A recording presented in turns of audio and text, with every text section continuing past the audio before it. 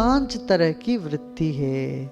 कुछ सुखद भी है, कुछ असुखद भी है। सारे वृत्ति कष्ट देने वाली नहीं है, सारे वृत्ति सुख देने वाले भी नहीं है। सारे वृत्ति यदि दुख देने वाले होते तो सब वृत्तियों से हट जाओ बोलता कोई। ऐसा जीवन तो चल ही नहीं सकता, हो ही नहीं पाएगा ऐसा। सारे वृत्तियों से तुम हमेशा के लिए हट जाओ, नहीं। फिर सारे वृत्ति यदि सुखद है क्या उसी में रह सके, ऐसा भी नहीं है। वृत्तयः पंचतया, 5 तरह की वृत्ति है। प्रमाण, विपर्यय, विकल्प, निद्रा, स्मृतया। पहला प्रमाण, हम किसी भी सत्य को प्रमाण मांगते हैं। प्रमाण क्या है? ये सच है क्या? ये बात सच है तो प्रमाण क्या है?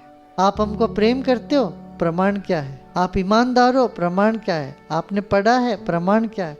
प्रमाण पत्र कहाँ दिखाओ। हर चीज में प्रमाण मांगना हमारा आदत है, ताकि प्रमाण से हम समझते हैं हमारा ज्ञान सच है कि झूठा है। प्रमाण हमें इसीलिए चाहिए, हमें अपने मन पर भरोसा नहीं है, अपने ज्ञान पर भरोसा नहीं है, इसीलिए प्रमाण चाहते हैं। प्रत्यक्ष, अनुमान, आगम, 3 तरह के प्रमाण है। और प्रत्यक्ष क्या है?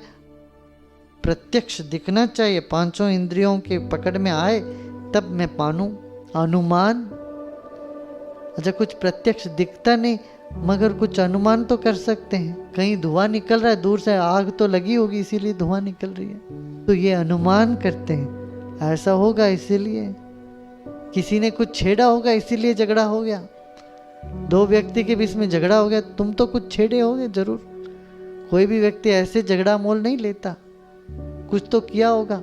ये अनुमान, पता नहीं कि इस व्यक्ति ने कुछ किया, इसके साथ किसी के साथ झगड़ा हुआ हो, हम अनुमान लगाते हैं कि इन्हें कुछ छेड़ा होगा, कुछ किया होगा तभी झगड़ा हो गया। ये अनुमान, प्रत्यक्ष, अनुमान। फिर आगम,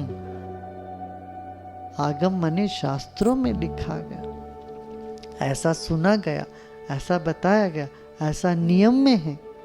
शास्त्र माने अपने पुरातन शास्त्र मत समझना, सारे वैज्ञानिक ग्रंथ भी शास्त्र में ही गिना जाएगा।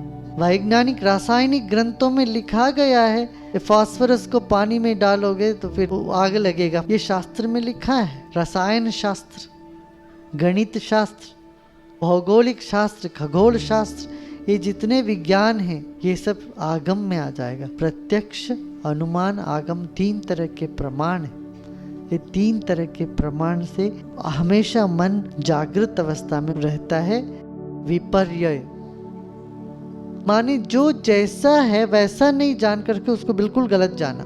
आपका जो लोगों के बारे में ख्याल अक्सर इस कैटेगरी में आ जाते हैं। आप कुछ सोचते हो, बाद में मोड़ के देखो वैसा नहीं निकलता। आप बैठ के सोचते रहे तो वो आदमी आपके बारे में क्या सोचता रहता है करके, वैसे वो आदमी के मन में बिल्कुल नहीं होता ख्याल। मगर आप जो सोचते हो फलाना व्यक्ति ने मेरे बारे में ऐसा सोच रहा है, ये है विपर्यय। ऐसा होता ही नहीं। आपके मन में जो विचार है वैसा विचार दूसरे व्यक्ति के मन में नहीं है, वो आपके बारे में कुछ और ही सोच रहे हैं। किसी भी व्यक्ति को आप नाप तोल करते हो, उनके बारे में अपने मन में कुछ धारणाएं बिठाते हो, ये सब विपर्यय में आ जाता है। आप मोड़ के देखोगे तो आपके सभी धारणाएं लोगों के प्रति, परिस्थिति के प्रति, वस्तु के प्रति, व्यक्ति के प्रति सब गलत ही सिद्ध होता है। 99% गलत सिद्ध होता है। इसको विपर्यय कहते हैं। जो जैसा है उसको वैसे नहीं जानना। और तीसरा वृत्ति है विकल्प, जो है ही नहीं उसकी कल्पना करना। कल्पना की घोड़े दौड़ाना। एक बार किसी ने कहा मैं तो चांद को खरीदने वाला हूँ। उसका दोस्त उसका पास जो बैठा था वो बोला भूल जाओ, तुम नहीं खरीद सकोगे। बोला तुम कैसे बोलोगे, मैं खरीद लूंगा। बोला मैं तो बेचने वाला ही नहीं हूँ, जब मैं बेचूंगा तब ना तू खरीदेगा। मैं तो चंद्रवंशी हूँ, मेरा दादा परदादा से हमारे पास आया चांद, मैं कैसे तुमको दे दूं, मेरा अपना है। सब अपने अपने कल्पना की घोड़े दौड़ा रहे हैं, तो उसमें सबका स्वातंत्र है। जो है ही नहीं उसकी कल्पना कर लेना। विपरीत ज्ञान को विपर्यय बोलते हैं। उदाहरण देते हैं, जैसे खरगोश का सींग। खरगोश का है कहाँ सींग? गगन कुसुम, गगन में फूल कहाँ है? ये सिर्फ कल्पना मात्र है, ऐसा कुछ है ही नहीं। हम विकल्प में बहुत सारा समय उलझ जाते हैं। ऐसा कुछ भी नहीं होता, भय में पड़े रहते हैं। हमारा सबका सब भय विकल्प से होता है। पैसा होने वाला है ही नहीं, बैठे विकल्प कर बैठते हैं। जो जैसा होना है वैसा होना है, वो तो होएगा। मैं बैठ बैठ के सोच सोच के विकल्प में उलझे रहते हैं। विकल्प ना हो, जड़ता में आ जा। निद्रा, नींद के लिए ऐसा सुपर बहुत सुंदर डेफिनेशन आज तक किसी ने दिया नहीं होगा। नींद का डेफिनेशन पता है क्या है? अभाव प्रत्ययालंबना वृत्ति नित्य। अभाव को मन जब अवलंबन करने लगता है, उस वृत्ति को कहते हैं निद्रा। जो कुछ नहीं है उस पर मन चला जाए जड़ता में, उसको निद्रा कहते हैं। ये एक वृत्ति है। फिर स्मृति, याद कर लेना, अनुभूत विषयों को दोबारा मन के पलट पर लेके आना स्मृति। अनुभूत विषय संप्रमोश स्मृति। जिन जिन चीजों को हमने अनुभव किया है उसको दोबारा याद कर लेना, मन के जो पर्दे पर लेके आना स्मृति। आपके भीतर देखिए कितनी स्मृतियां पड़ी हुई है। पिछले साल आप ऋषिकेश आए थे, उससे 10 साल पहले आप आए होंगे, 20 साल पहले आए थे। वो सब स्मृति पलट में कहीं ना कहीं हर चीज पड़ी हुई है, उसको बैठ के याद करना। अनुभूत विषयों को याद करना ही स्मृति है। जो अनुभव आपके जीवन में अभी तक आया नहीं, उसकी स्मृति भी नहीं हो सकती। आत्मा का अनुभव सबको कभी ना कभी हुआ है, क्यों? आत्मा तो नई चीज नहीं है, जो आप हो वही हो आत्मा। आत्मा कोई दूसरा वस्तु नहीं है आपसे हटके। आत्मानुभूति कोई नई चीज नहीं है। इसलिए जब भी आत्मानुभूति होती है, अरे भूल गया था, याद आ गया। अर्जुन कहते हैं कि जब अर्जुन को दृष्टि दी गई तो अर्जुन कहता है कि अरे मुझे याद आ गया, स्मृति आ गई, मैं जाग गया।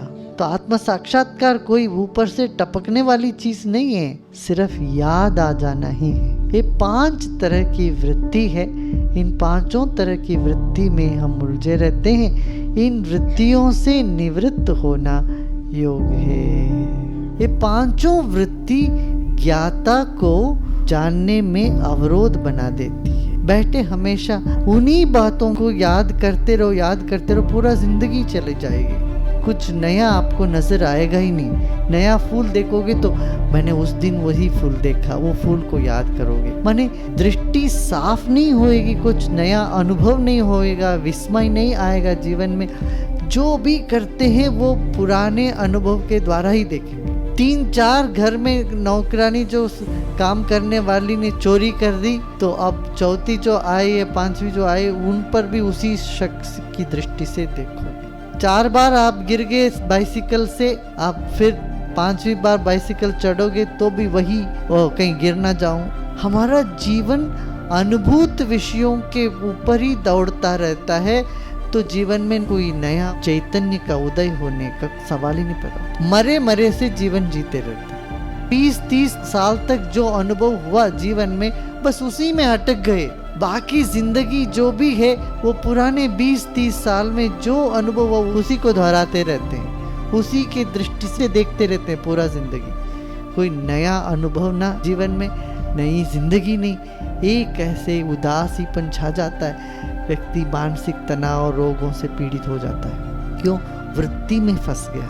कौन सी वृत्ति? स्मृति में फंस गया। स्मृति न हो तो नींद में फंस गया। सोते रहते, दिन भर सोते रहना, रात भर सोते रहना। जितना अधिक सोगे उतना और कमजोरी महसूस होने लगता। छुट्टी के दिन 10 घंटे सो जाओ तो फिर उठते ही लगता है कि उठने का मन ही नहीं करता, और 2 घंटे फिर सो जाओ, फिर उठो, फिर लगता है कि अरे भारीपन लग रहा, फिर सो। माने नींद भी एक ऐसी वृत्ति है, तुम्हें अपने आप को जानने से रोक देता है। इसका मतलब ये नहीं कि तुम जागरण करते रहो, इंसोम्निया पेशेंट हो जाओ, अनिद्रा के बीमारी हो जाए तो आत्मज्ञानी नहीं हो सकता। ये नहीं सोचोगे अनिद्रा की बीमारी आ जाए तभी मैं आत्मज्ञानी हो जाऊं, ऐसा नहीं है। बहुत लोग ये करते हैं, अपने आप को इतना टॉर्चर करके, इतना हिंसा करके जगे रहने की चेष्टा करते हैं, अभ्यास करते हैं। ये नहीं है, ये गलत है। फिर प्रमाण, हर चीज पर प्रमाण मांगते रहो। हर चीज को जो ज्ञान हमें है उसी के द्वारा देखते रहो। ये वृत्ति भी हमें सीमा में रख देता है। विपर्य तो मिथ्या ज्ञान, गलत ज्ञान से भी हमें कभी जीवन में खुशी ना मिली, ना संतोष मिला है। कभी मिला है, कभी तृप्ति मिली, आनंद मिला है गलत ज्ञान से। हम सोचते रहते हैं दूसरे व्यक्ति क्या हमारे बारे में सोच रहे होंगे, ये सोचते सोच के हम अपने आप को परेशानी में डालते रहते हैं। वाकई में जाके उनसे पूछो तो उनके पास समय ही नहीं तुम्हारे बारे में सोचने का। वो बोले तुम्हारे बारे में तो ख्याल ही नहीं आया, तुम बैठे बैठे सोच रहे हो उसने मेरे बारे में क्या सोच लिया होगा, मुझे गलत ना समझ जाए। तुम्हें गलत समझने के बारे में उनके पास समय कहाँ है। तुम बैठे बैठे परेशान हो गए कि दूसरे व्यक्ति तुमको गलत ना समझे। ये विपर्य। फिर विकल्प, बैठे बैठे कल्पना करते रहना जो है नहीं, वास्तव से बहुत दूर। कल्पना करना जरूरी है। जब कविता लिखनी हो, कोई कहानी लिखना हो तो कल्पना करो, मगर जीवन में वास्तविकता में आना।